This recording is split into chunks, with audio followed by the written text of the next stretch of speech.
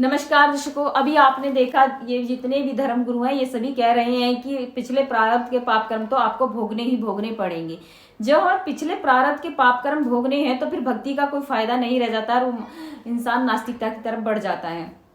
उसका भगवान से विश्वास खत्म हो जाता है और वो कहता है कि भगवान कहीं है ही नहीं। और जब हमें पिछले प्रारब्ध के पाप कर्म भोगने ही भोगने हैं तो फिर किसने देखा है, वो अच्छे बुरे कर्मों से भी नहीं डरता है और जो उसके मन में आता है फिर वो करने लगता है कि जब देख लेंगे तब होगा। तो देखिए, अब इन सब चीज़ों से डर और भय उसका खत्म हो जाता है और बिल्कुल नास्तिक हो जाता है, नहीं भगवान पर उसका भरोसा खत्म हो जाता है। अभी तो आपने सुने इन मंडलेश्वरों के, अब सुनाते हैं संत रामपाल जी महाराज जी के विचार। तो वीडियो में लास्ट तक जरूर बने रहें। चलिए तो देखते हैं। गरीब साध साध सब नेक हैं, आप अपनी ठोरी, जो सतलोक ले जावेंगे वो साधु कोई और। इन वेदों में वर्णित विधि से प्राप्त नहीं हो सकता। आपको दिखाते हैं यजुर्वेद। यजुर्वेद अध्याय नंबर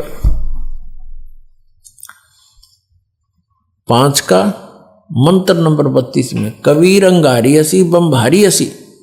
ये देखिए, ये है यजुर्वेद और महर्षि दानंद द्वारा इसका अनुवाद है। इसके प्रकाशक कौन है? सार्वदेशिक आर्य प्रतिनिधि सभा 2/5 महर्षि दानंद भवन, रामलीला मैदान, नई दिल्ली से। यजुर्वेद आर्य भाषा भाष्य संपूर्ण 40 अध्याय, महर्षि दानंद सरस्वती कृत। इस दानंद जी ने इसका अनुवाद किया है। ये लेखक नहीं है वेदों का, केवल अनुवाद करता है, जैसे गीता जी के गढ़े अनुवाद करता है। और मुद्रक ये है Prince offset printers, 1510 Pataudi house, Daryaganj, नई दिल्ली से।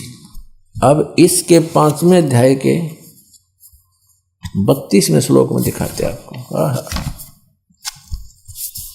ये 5वां अध्याय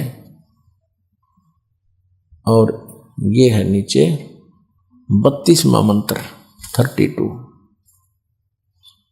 यहां देखिएगा, उसी गसी, ये देखो, कबीर अंगारी असी। हम इसको कबीर बोल देते हैं, बै अपने लैंग्वेज में हम बै बोलते हैं। कबीर अंगारी असी बम्भारी अविसुर असी। अच्छा, इसका इन्होंने अनुवाद किया है, ये देखेंगे। हे जगदीश्वर, जिस कारण आप उसी के माने कांतिमान, असी माने हैं, और अंगारी माने खोटे चलन वाले जीवों के शत्रु।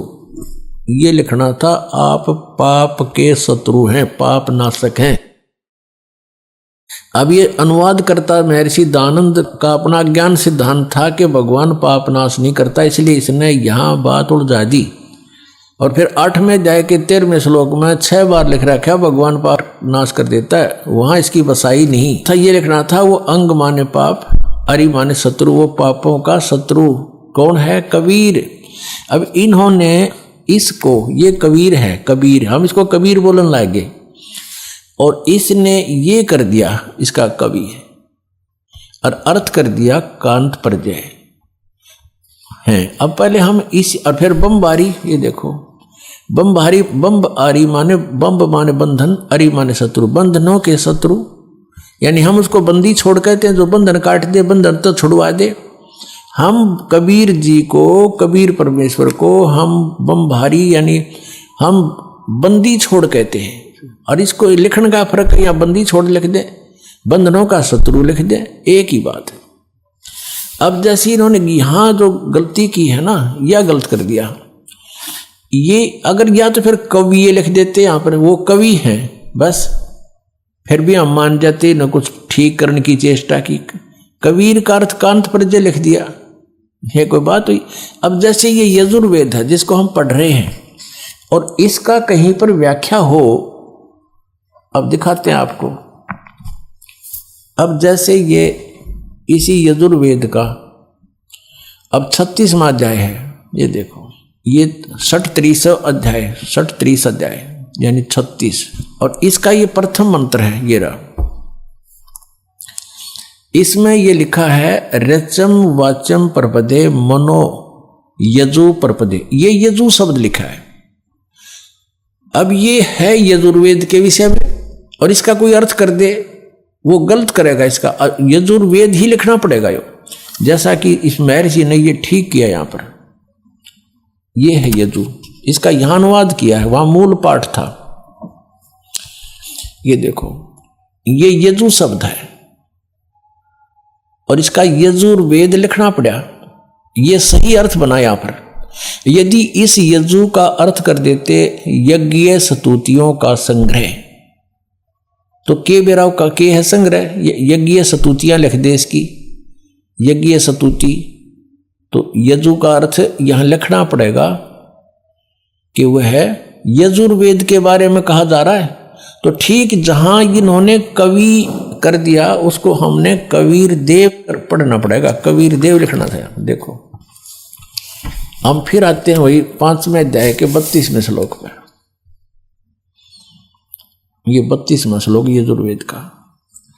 अब यहां इसने जो कवि कर दिया, यहां लिखना था वो कबीर देव है, बस वो कबीर देव लिख देते। हम कबीर देव कहने लगे, देव को परमेश्वर, देव का अर्थ परमेश्वर होता है, तो यहां लिखना था वो कबीर देव हैं। और देखो यहां लिखा है रतधामासी सवर ज्योति, रतधामा इन्होंने खुद लिखा है। रतधामा माने सतधाम युक्त, हम सतधाम कहो सतलोक कहो इसको, ये सतलोक रतधामा नो कारण ये फलाना, रतधामा माने सतलोक वाला, सतलोक का निवासी, वो कहते नहीं ये फलाने गांव का है, यो फलाना वो गांव का है।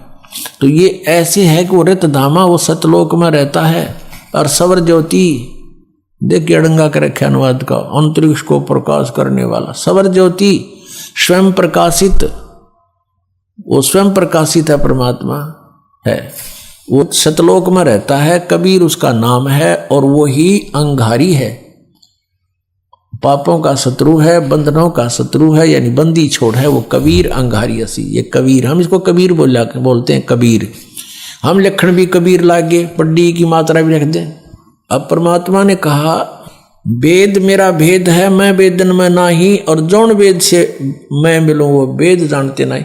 ये देखिएगा ऋग्वेद भाषा भाष्य द्वितीय भाग, ये कहाँ से प्रकाशित है? प्रकाशक हैं पंडिता राकेश रानी, प्रधान कार्यालय वेद मंदिर महात्मा वेद भिक्षु सेवाश्रम लेखराम नगर अब्राहमपुर मुखमेलपुर दिल्ली, दूरभाष इतना है। और नीचे लिखा है दान संस्थान नई दिल्ली का प्रकाशन। और इसका यहाँ अनुवाद करता है ये 9-10 मंडल हैं ये।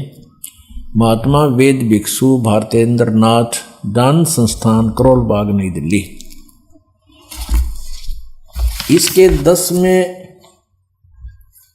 सूक्त के 10वें मंडल के और सूक्त नंबर 49 में दिखाते हैं आपको। ये देखिएगा ऋग्वेद मंडल नंबर 10 और सूक्त 49 इसका ये पहला ही मंत्र है। 49 सूक्त का ये पहला मंत्र है। इसमें लिखा है कि मैं स्तुति करने वाले को, यानी पूर्ण परमात्मा अपनी महिमा वेदों में लिख रहे हैं। और इसका अर्थ है कि अहम दा ग्रहणते पूर्वम स्वहम ब्रह्म करणम। अब पूर्ण परमात्मा कहता है ब्रह्म की उत्पत्ति मैंने ही की। अब यहां देखो इनका अनुवाद देखें, मैं स्तुति करने वाले को सनातन निवास योग्य लोक, सनातन ऐश्वर्य निवास योग्य लोक मोक्ष तथा ज्ञान प्रदान करता हूं। मोक्ष भी प्रदान करता हूं और निवास योग्य सनातन लोक, सनातन ऐश्वर्य जहां जाने के बाद फिर कभी आपका सुख नाश नहीं होगा, वो प्रदान करता हूं। अहम ब्रह्म, ये देखो स्पष्ट, ये भी पढ़ना पड़ेगा, हमने नहीं था ये गड़बड़ कर रहे हैं। अहम ब्रह्म करणवम, मैं वेद को उत्पन्न करता हूँ। ब्रह्म का अर्थ वेद कर दिया इन्होंने, ऐ तरह गजब हुई। मैं ब्रह्म को उत्पन्न करता हूँ। पूर्ण परमात्मा कबीर देव जी सतपुरुष ने ब्रह्म की उत्पत्ति की थी। फिर मूल संस्कृत पढ़ो, अहम माने मैं, ब्रह्म माने ब्रह्म को, करणो उत्पन्न करता हूँ, मैं ब्रह्म को उत्पन्न करता हूँ। ठीक है, इन्होंने जहाँ थोड़ी बहुत गलती करी है अनुवाद में, उसको हम शुद्ध कर लेंगे अपने ज्ञान से। और यह वेद मेरी ही महिमा की वृद्धि करता है। ये वेद मेरी ही महिमा करता है, चारों वेद मेरी ही महिमा गा रहे हैं। यज्ञ दान सत्संग करने वाले को सन्मार्ग में आदेश करने वाला मैं ही हूँ। करे करावे साईं अमन में लहर उठा और दादू सिरदर जीव के आप बगल हो जा। कहता सब ये दान पुण्य सत्संग पुण्यात्मा जो मेरे से जुड़ गए हैं उनको मैं ही लाता हूँ। यहाँ पर मैं ही सन्मार्ग का आदेश करने वाला मैं ही हूँ। मैं सकल युद्ध में न देने वाले कुसंगी यज्ञशील जनों को ही हराता हूँ। हराता है यानी हराता हूँ, यानी कहने का भाव यह है कि मैंने तो ब्रह्म की उत्पत्ति की है और जो मेरी सतभक्ति करते हैं, मेरी स्तुति करते हैं, उनको सनातन लोक, सनातन माने शाश्वत स्थान प्राप्त कराता हूँ।